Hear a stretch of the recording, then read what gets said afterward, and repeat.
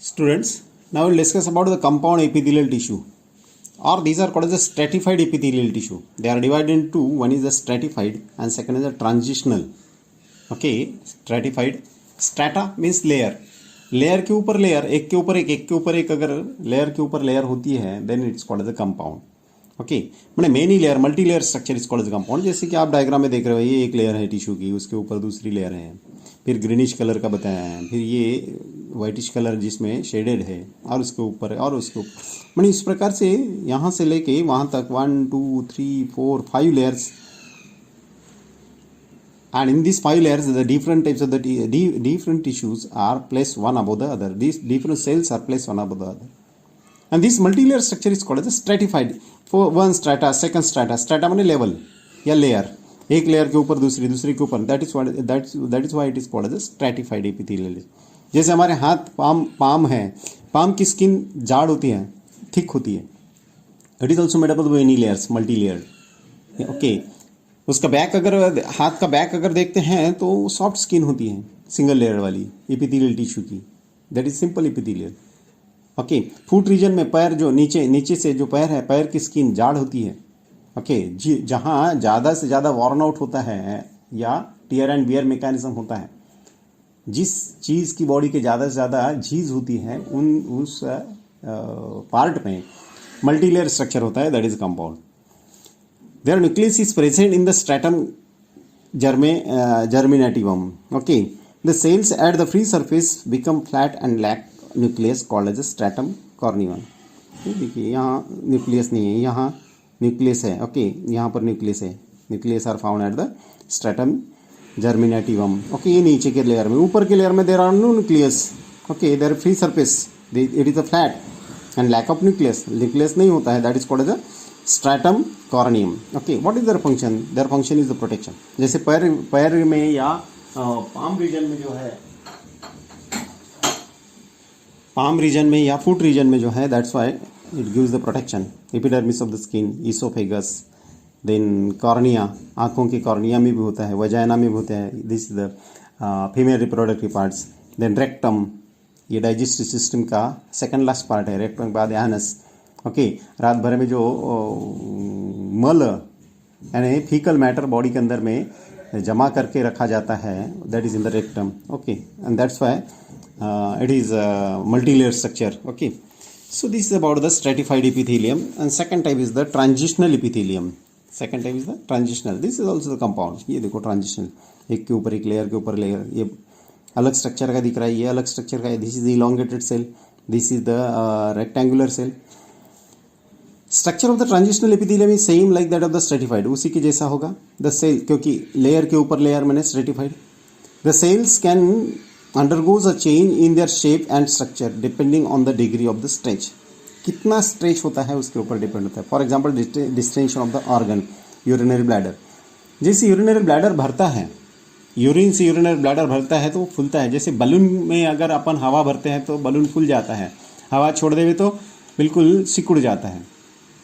मैंने that is called as the distance बल. जैसे भर जाएगा तो स्ट्रेस पड़ता है, और बलून का लेयर देखा जाए तो एकदम पतला सा दिखता है, और वो हवा छोड़ दिए तो बलून का लेयर अगर देखा जाए तो जाड़ ऐसे रबर के जैसा दिखता है. ओके, सो उसी प्रकार से हमारे बॉडी के कुछ ऑर्गन्स होते हैं, जब स्ट्रेस पड़ता है तो वो लंबा सा होता है, इलोंगेट होता है. फॉर एग्जाम्पल, यूरिनरी ब्लैडर अगर भर जाए तो वो स्ट्रेस पड़ता है, तो ये सेल का साइज शेप इस प्रकार से होगा, स्ट्रेचेबल. ओके, अगर वो सिकुड़ जाता है तो इस प्रकार से वो बन जाएगा, फिर से रिस्टेट में आएगा. माने उसका सेल का शेप रेक्टेंगुलर बनेगा या क्यूबिक बनेगा. और स्ट्रेच जब पड़ता है, तनाव जब निर्माण होता है तो it will be elongated. So that is called the transitional. Transition माने एकदम ऊंचाई पर ले जाना, जब उसका स्ट्रेच पड़ता है तो that is called the stretch epithelium. Okay, that is the transitional. Now next part is the cell junction. Cell junction, junction means what? दो चीज़ों को जोड़ने वाला, that is called the junction. So ये जो एपिथेलियल टिश्यूज होते हैं, different types of epithelial tissue एक दूसरे के साथ में जोड़े जाते हैं. Okay, with the help of the junction, that is called the cell junction. The epithelial cells are connected to each other. Epithelial cells are connected to each other laterally as well as to the basement membrane. मैंने आपको कल ही बताया था कि basement membrane यानी non living material के साथ में वो अटैच होता है, तो उसको अटैच करने के लिए, या सेल के दो सेल के बीच में होने वाले gap, that is called the cell junction, और it is called as junctional complex, okay, और कॉल्ड एज सेल जंक्शन. अब different is the cell junction epithelial tissues में होते हैं. For example the tight junction, ये दो सेल के बीच में बड़े मजबूती से जब उनका मार्जिन सिरेटेड होता है, for example squamous epithelial tissue, squamous epithelial tissue में मार्जिन कैसा है, सिरेटेड मार्जिन है. ये था स्क्वामस एपिथेलियल टिश्यू, ओके, उसका मार्जिन ऐसा प्लेन नहीं है, तो इट इज अ सिरेटेड या इरेग्युलर मार्जिन. जिस इरेग्युलर मार्जिन के अंदर में दूसरा सेल आसानी से या मजबूती से फिट होता है, दिस इज द सिरेटेड या irregular margin. This is like this, okay, and that is called the serrated margin.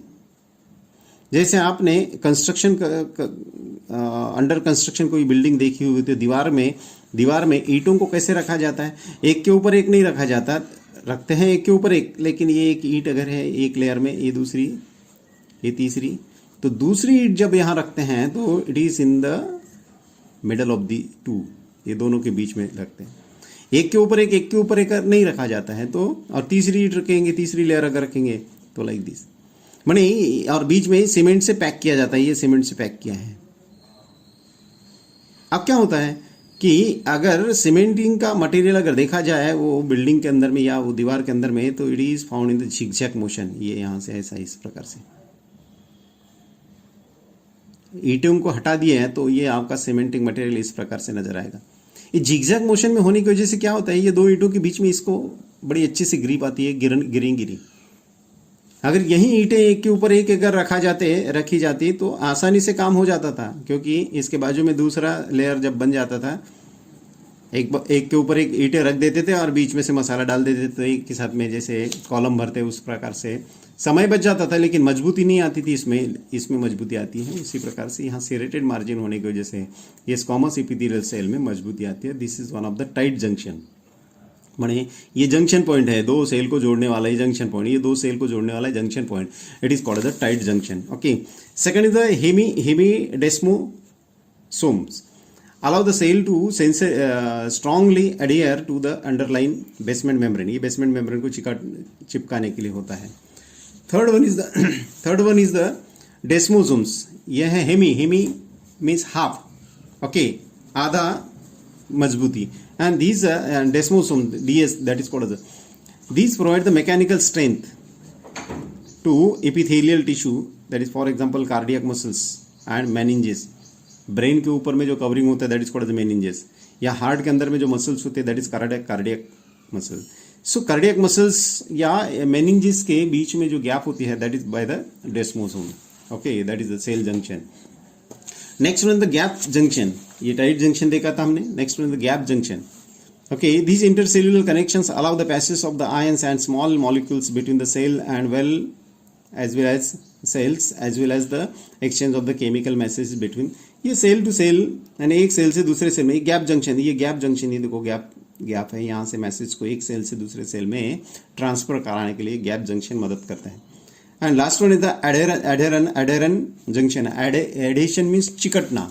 Okay, this is the adherent junction. It involves in various signaling pathway and transcriptional regulation. Okay, मैंने एक जगह से signals दूसरी जगह भेजना है. ये roots है, ये नसें, जिसमें दांत के अंदर में जो नसें होती है, इंटेस्टाइनल, ये बॉडी का, this is the intestinal part. Okay, ये विलाय है. ओके, यहाँ से मैसेजेस को ट्रांसफर करना, सिग्नल्स को ट्रांसफर करना, that is the importance of adherence junction. Okay, so this is about the cell junction.